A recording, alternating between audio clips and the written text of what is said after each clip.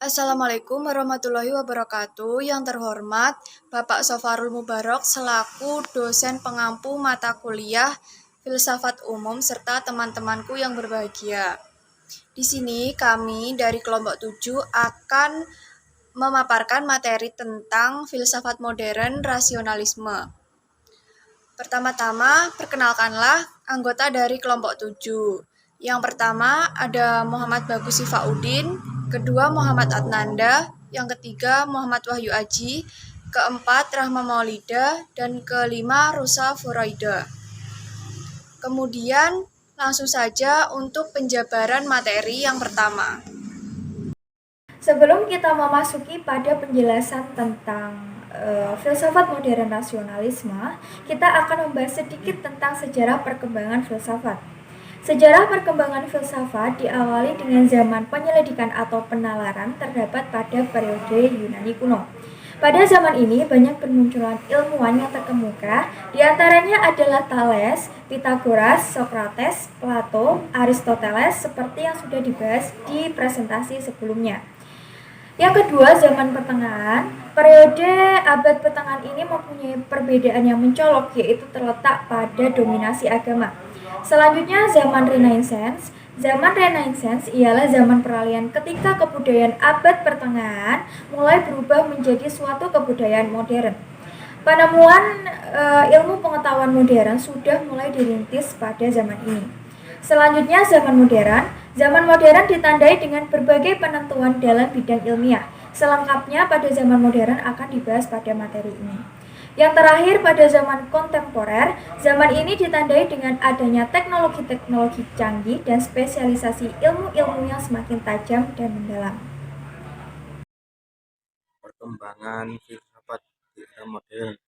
Perkembangan filsafat modern masa Renaissance dianggap menjadi momentum tumbuhnya peradaban manusia modern berpangkal pada kajian filsafat rasionalisme dan filsafat empirisme dalam menemukan konklusi kebenaran pengetahuan dan membebaskan pengetahuan dari kerangkeng teologis abad pertengahan yang dianggap masa kelam pengetahuan yang cenderung menghambat manusia dalam menemukan pengetahuan melalui jalan filsafat.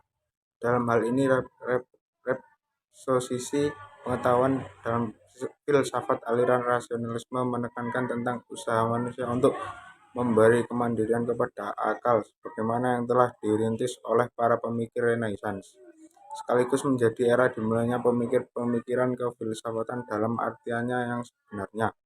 Bahkan diyakini bahwa dengan kemampuan akal segala macam persoalan dapat dijelaskan. Semua permasalahan dapat dipahami dan dipecahkan termasuk seluruh masalah kemanusiaan.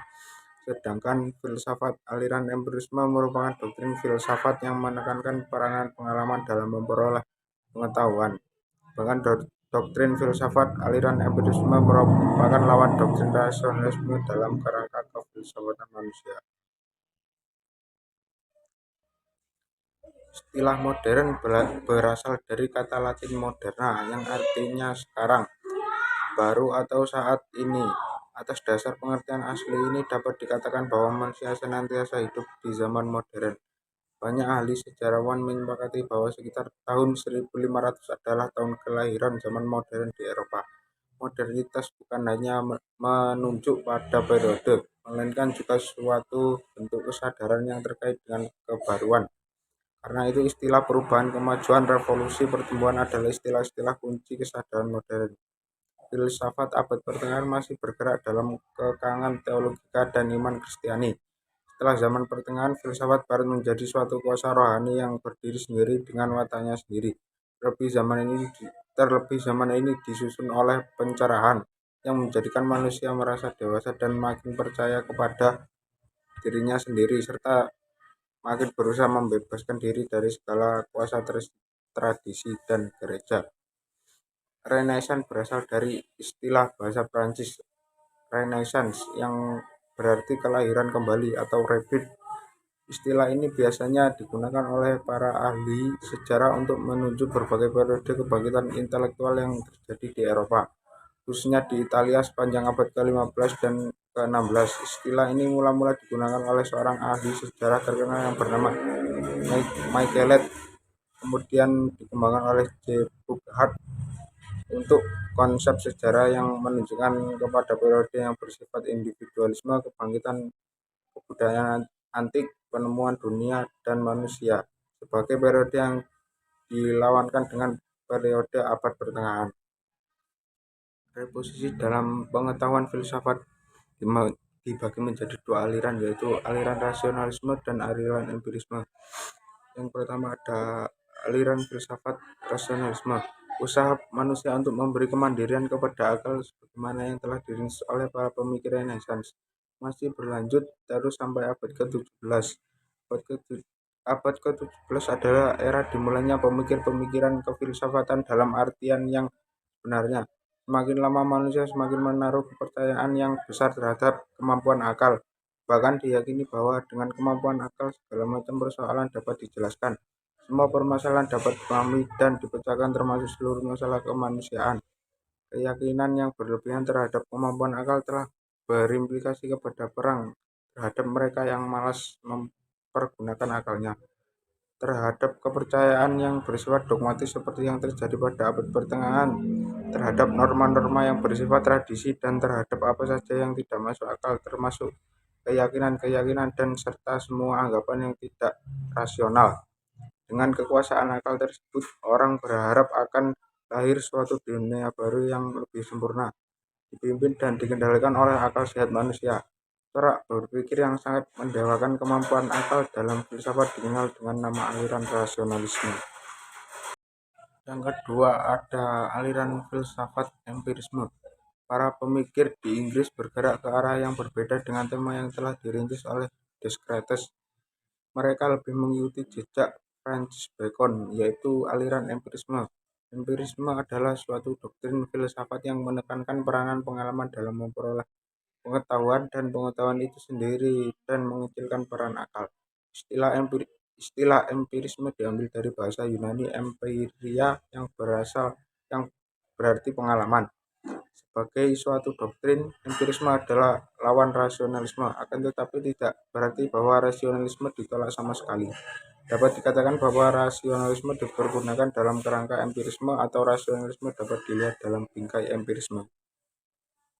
Yang selanjutnya, definisi rasionalisme. Rasionalisme merupakan salah satu ajaran yang muncul pada era filsafat modern. Rasionalisme berasal dari perkataan Latin ratio, berarti reason atau alasan yang logis. Aliran ini menerapkan cara berpikir a priori sehingga tidak memerlukan persentuhan dengan alam empiris untuk membuktikan kebenaran sesuatu. Namun, definisi sederhana dari filsafat ini adalah hakikat kebenaran sesungguhnya dapat diketahui melalui akal pikiran saja, tanpa memerlukan jalur eksperimen atau the school philosophy that holds there are important truths that can be known by the mind even though we have never experienced them. Tokoh-tokoh rasionalisme. Yang pertama, René Descartes pada tahun 1596 sampai 1650 Masehi. Pokok pemikiran dari Descartes ini adalah metode, ide, dan manusia. Metode yang dikemukakan Descartes adalah cogito ergo sum, atau saya berpikir maka saya ada, merupakan jawaban terhadap kondisi filsafat pada waktu itu, di mana filsafat skolastik tidak mampu memberikan jawaban yang memuaskan terhadap permasalahan ilmu dan filsafat.